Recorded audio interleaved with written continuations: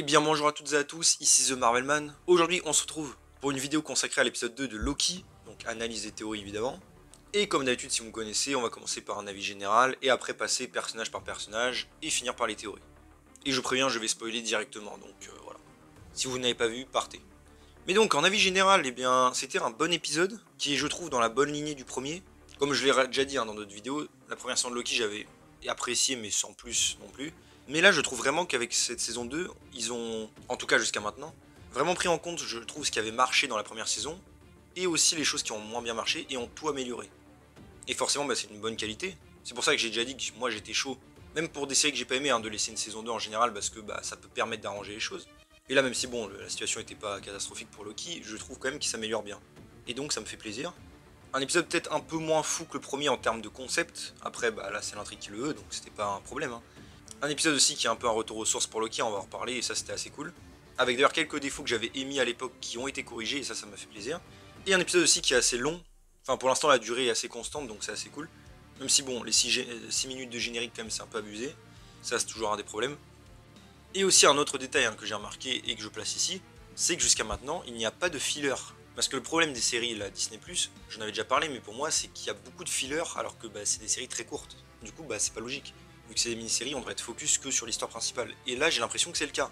Après, bon, ils le font même pour d'autres séries, genre Star Wars et tout, mais je pense qu'ils ont enfin compris et ils se focus vraiment sur l'intrigue principale, quoi. Parce que là, toute l'histoire, même si avec X5 peut paraître un peu, voilà, un peu filler au début, non, parce que l'intrigue est complètement reliée à ce qui s'est passé dans le premier épisode, donc c'est cool.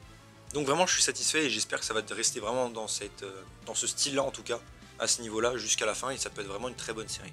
En tout cas une très bonne saison 2. Mais donc passons directement à Loki du coup, évidemment principal intéressé. Et pareil c'est un épisode qui je trouve, vraiment on dirait qu'ils l'ont fait pour moi, j'allais dire presque. Parce que rappelez-vous, même j'ai une vidéo qui est sortie il y a pas très longtemps, où je redisais qu'un des trucs qui m'avait saoulé un peu avec Loki, dans la saison 1, c'est qu'ils se sont trompés de Loki, car il n'est pas méchant, et directement il est très très gentil, et qu'il n'utilise pas ses pouvoirs, et qu'il y avait certaines incohérences même par rapport à sa puissance. Là je parle pas dans le TVA, je parle vraiment en dehors du TVA, je sais qu'il a pas ses pouvoirs là-bas, même si au niveau de force physique, il devrait quand même l'avoir, puisque ça reste un géant des glaces. À moins que le collier puisse réduire la force, mais ça, bon, ça n'a pas été dit. Mais en tout cas, donc, dans cet épisode, il y a toute la course-poursuite du coup au début, que j'ai trouvé assez cool avec les pouvoirs de Loki. Et comme j'ai dit, un des défauts pour moi, c'était qu'il n'utilisait pas assez ses pouvoirs. D'ailleurs, aussi dans le MCU au complet, pas que dans sa série. Mais là, vraiment, j'ai l'impression qu'ils ont commencé enfin à pallier à ce problème. On a les illusions qu'on connaissait déjà, avec une mise en scène presque, j'allais dire, un peu horrifique, quoi, oppressante pour le fuyant, et ça c'était cool. Et même le truc des ombres, là, il l'avait pas encore fait dans le MCU, donc ça lui fait un nouveau pouvoir et tout, assez bien. Ouais, franchement, assez cool, quoi. On voit plus de variété au niveau de ses capacités, et on sait qu'il en a. Donc ça faisait vraiment du bien, je trouve. J'ai pas non plus dit que c'était un truc de malade mental, mais bon, au moins il pallie à des problèmes qu'il y avait avant. Et ça montre qu'ils sont pas stupides, c'est déjà ça. Tout le délire même avec l'interrogatoire, bon, ça avait leaké qu'il y avait un interrogatoire qui allait se passer, Loki était un peu plus en mode méchant. Et j'ai bien aimé du coup toute cette espèce de phase, où on sent qu'il est vraiment en train de revenir sur lui-même d'avant, quoi. Et ça faisait du bien d'avoir enfin un Loki un peu méchant. Enfin, même si on a compris que c'était l'idée. Et au début, je me suis dit, ça s'arrête là, mais non, puisqu'après, il y a un interrogatoire qui continue avec la machine là qui peut le réduire.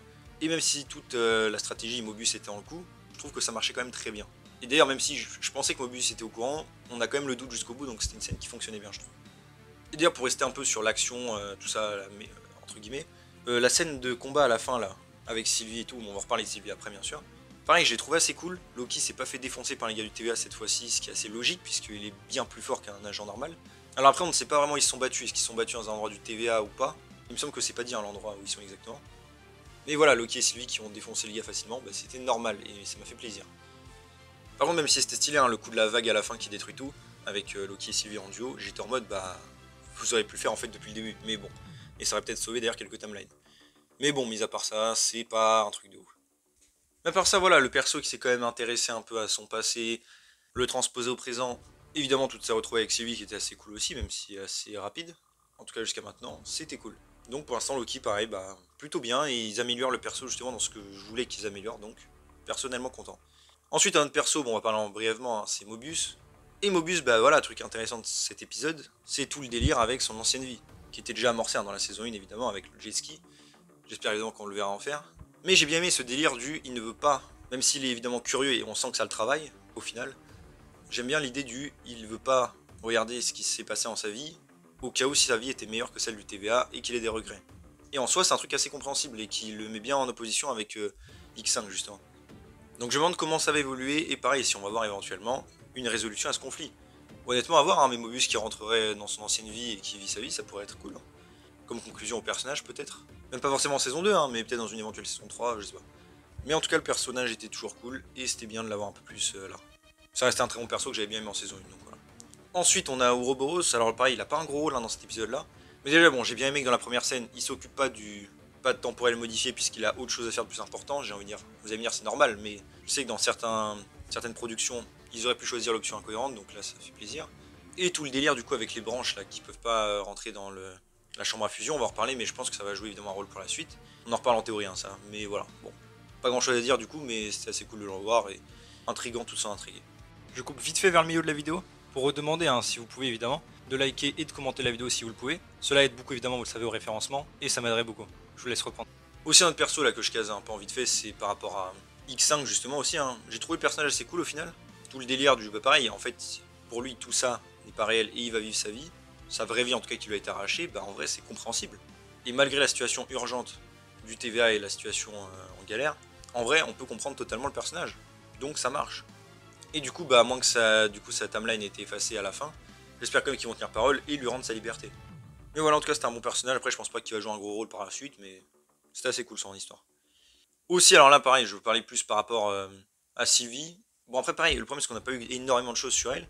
Mais on la voit donc heureuse de vivre sa nouvelle vie. C'est pareil, ce qui est compréhensible quand on sait l'histoire. Et on sent donc ces démons qui vont la rattraper avec le TVA et Loki. Et on sent qu'elle est toujours affectée, qu'elle déteste toujours le TVA, et évidemment que le fait que toutes ces timelines soient détruites, ça l'a touchée. Mais elle, on va en parler surtout en théorie. Hein. Mais bon, c'était cool déjà de la revoir, et de la mêler donc à l'histoire, voilà.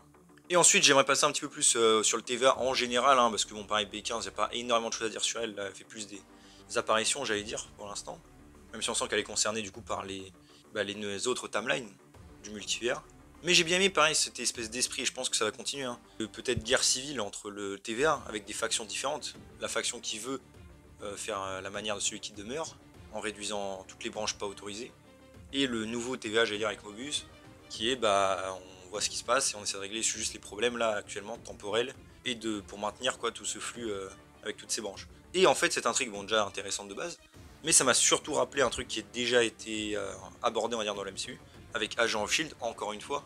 D'ailleurs c'est assez marrant parce que dans ma vidéo dédiée, je parlais de tous les trucs qui ont été repris en général dans le MCU par Agent of Shield, et ben là on en a un nouveau. C'est l'espèce donc de faction opposée, parce que dans la saison 2, rappelez-vous, il y avait deux Shields à un moment qui s'affrontaient, entre guillemets, avec des manières de faire différentes, et un objectif un peu différent. Donc je trouvais ça intéressant qu'ils le replacent ici, en vrai c'est une bonne idée en soi. Hein. Mais donc passons maintenant un petit peu en théorie, avec déjà qu'est-ce qui va se passer dans l'épisode 3, alors pour moi ça me paraît assez logique. Déjà bon, ils ont réussi à retrouver Renslayer, pareil, j'en ai déjà parlé hein, dans d'autres vidéos, mais je suis assez intrigué de la revoir et j'espère qu'elle va jouer un rôle important. Surtout vu sa relation avec celui qui demeure. Enfin en tout cas a priori c'était bien ce Kang là. Mais donc ils l'ont retrouvé et je pense qu'ils vont la pister. Et de ce qu'on a vu plus ou moins dans les trailers, je pense qu'ils vont la retrouver donc à l'espèce de fête là. Enfin c'est pas une fête mais c'est une espèce de truc avec des inventions. Et c'est là j'imagine qu'ils vont tomber sur Victor Timely. Et en fait j'imagine bien Renslayer qui à la recherche de Kang, ou en tout cas d'un éventuel truc en lien avec son passé, tombe sur Victor Timely qui est un variant de lui. Honnêtement ça me paraîtrait pas impossible. Et donc Loki et Mobius qui vont la suivre et qui vont tomber sur Victor Timely au passage. Et on sait d'ailleurs qu'à un moment lui il va se retrouver sur le TVA et a priori il va être avec Ouroboros. Donc j'imagine que c'est Victor Timely qui va venir aider à résoudre le problème de fusion de Ouroboros. Soit en lui faisant une nouvelle machine ou en tout cas l'aidant à faire une technologie, mais aussi peut-être en scannant son aura temporelle parce qu'à moins que chaque variant en ait une différente, il pourra régler le problème du coup que Ouroboros avait. Donc ça peut être intéressant et a priori on savait de rumeurs qu'il n'était pas un méchant a priori Victor Timely. Donc ça peut être intéressant. On sait aussi que Miss Minute sera là en mode géant, en tout cas de ce qu'on avait vu dans les trailers. Donc voilà, c'est intrigué de voir ce prochain épisode. On sait aussi que Sylvie, du coup, de ce qu'on sait, commence évidemment à hésiter. On l'a vu à la fin de l'épisode, là, quand elle est sur sa voiture. Donc je pense qu'elle va voir des choses et qu'elle va décider de revenir et de les aider. Peut-être pas dans l'épisode direct prochain, mais peut-être plus tard. Moi, franchement, j'avais plus revenir dans l'épisode 4. Et un autre truc aussi intéressant à ne pas oublier par rapport à l'intrigue générale, c'est que les problèmes vont continuer. Parce qu'on sait que Loki va encore une fois glitcher de temps en temps. À moins que ces scènes tournées juste pour nous mettre en déroute, mais je pense vraiment que ça va rester ça. Et on sait qu'à un moment le TVA va être envahi de plein de trucs et tout. Donc à mon avis, ils ne sont qu'au début de leurs problèmes. Mais en tout cas, voilà, donc pour faire un petit bilan, comme vous l'avez vu, hein, j'ai pas mal apprécié cet épisode 2. On reste dans la ligne du premier, c'est-à-dire s'améliorer, moi je trouve, par rapport à la saison 1. Avec une intrigue assez cool et qui n'a pas de filler, et vraiment on la suit quoi, ligne rouge. Des persos assez intéressants et des concepts mis en avant. Alors la série pour moi n'est pas non plus parfaite, En tout cas, pas pour l'instant. Même par rapport à d'autres séries, hein, je veux dire comme des séries Marvel TV de l'époque. Mais en tout cas, il y a une grosse amélioration. Je sens une envie de bien faire et ça, c'est déjà ce qui fait plaisir. Et donc, j'ai hâte de voir le prochain épisode. Donc dites-moi vous en commentaire ce que vous en avez pensé, pareil. Je pense que la majorité va quand même aimer. Et pareil, si vous avez des théories éventuelles à partager, allez-y. En tout cas, voilà, j'espère que la vidéo vous a plu. Donc si c'est le cas, n'hésitez pas à vous abonner, liker, commenter, partager, activer la cloche.